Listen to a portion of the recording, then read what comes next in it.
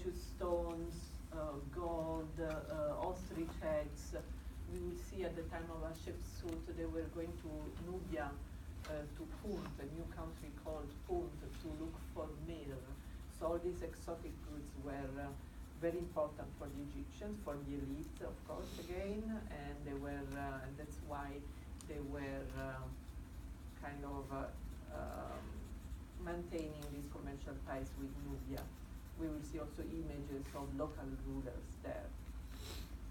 So those notable kings of Dynasty 18, whom shall we remember? Well, Thutmose III, for sure, Hatshepsut, the queen who became king, Amenhotep III. Amenhotep IV is the one who will then change his name into Akhenaton. As I already told you, all the names of the Egyptian kings had a meaning. So Amenhotep was Amun is happy. By changing the name, Akhenaton wanted to make sure that it was clear that he's not anymore following Amun, but is following now the Aten, the solar disk. Tutankhamun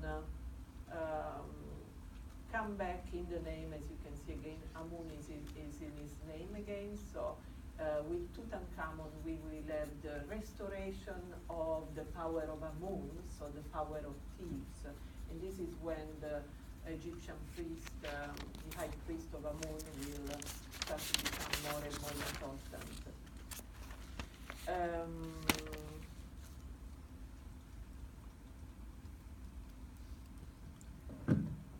In Dynasty 19, important kings to remember are Seti I, Ramses II, which is the Great, and Merentap, which is probably the king also mentioned in the Bible, in the famous episode of the Bible, and as a queen, Tausret, as already said, which is not very well known. So these are the names for you to focus on, between many others that we could remember.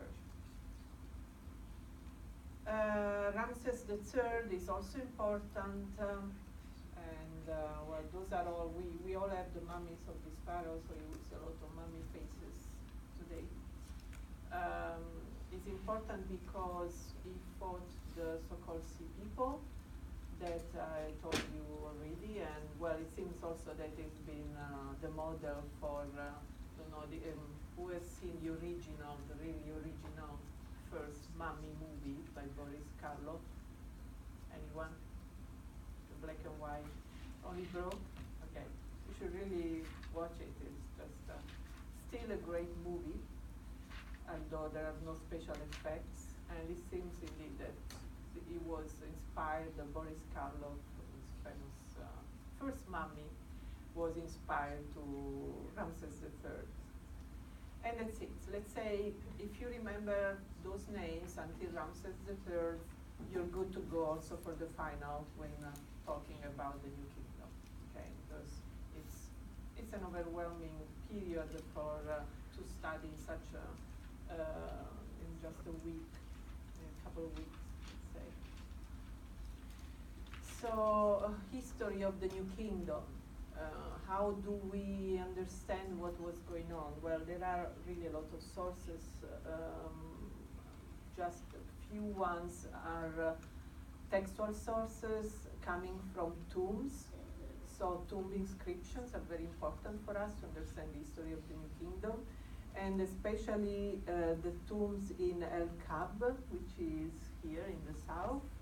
And two of them contain very long text. I'll show you some images of important officials. One is Ahmose, son of Ibana.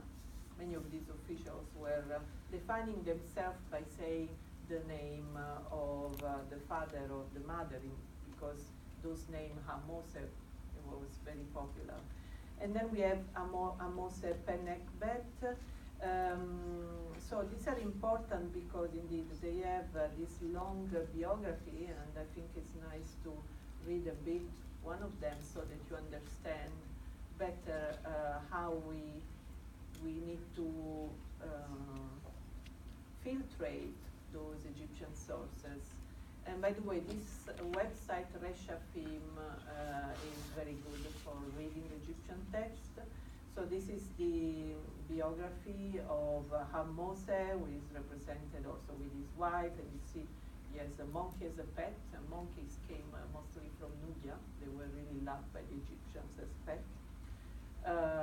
And in his tomb he has all this biography where indeed we know he's dead already because it's called the Justified, the Colisee. So he says, I speak to you all people and let you know what favors came to me.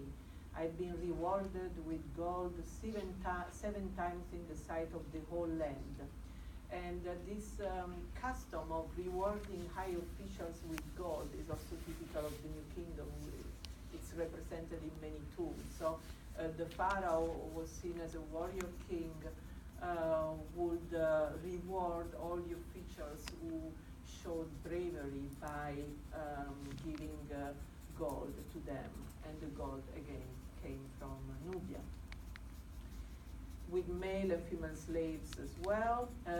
Slaves at this period, in this period, were basically foreign enemies took as captives. So there are a lot of ideas about slaves in ancient Egypt, and Egypt being a society with slavery, but generally the slaves were the foreigner, the enemies. I've been endowed with very many fields. The name of the brave man is in that which he has done. It will not perish in the land forever. He speaks as follows. Grew up in the town of Negev. As you can see, real biography. My father being a soldier of the king of Upper and Lower Egypt, second Ra, the Justified, etc., etc. So he speaks about all his title. And now when I had established a household, I was taken to the ship Northern, the name of the ship, because I was brave. I followed the sovereign on foot when he rode about his chariot, when the town of Avaris was besieged. Avaris was from the Ixos. I fought bravely on foot in His Majesty's presence. Thereupon I was appointed to the ship, rising in Memphis, etc., etc. As you can see, it's a very long text. And in this text, we learn about many historical events, like the Nubian campaign of Amenhotep I, for instance, and then of Thutmose I. So Ahmose was serving under different ruling, and then even the Syrian campaign of Thutmose I. So you can imagine how important is for us to read these biographies. And we could do that, of course, only after the decipherment and after we learn to read these Egyptian texts. And this is when the whole history of the Egyptian, of the New Kingdom became also clear.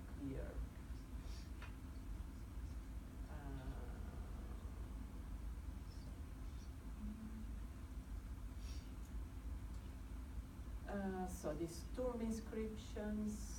This was just an example. I'll show you also some images of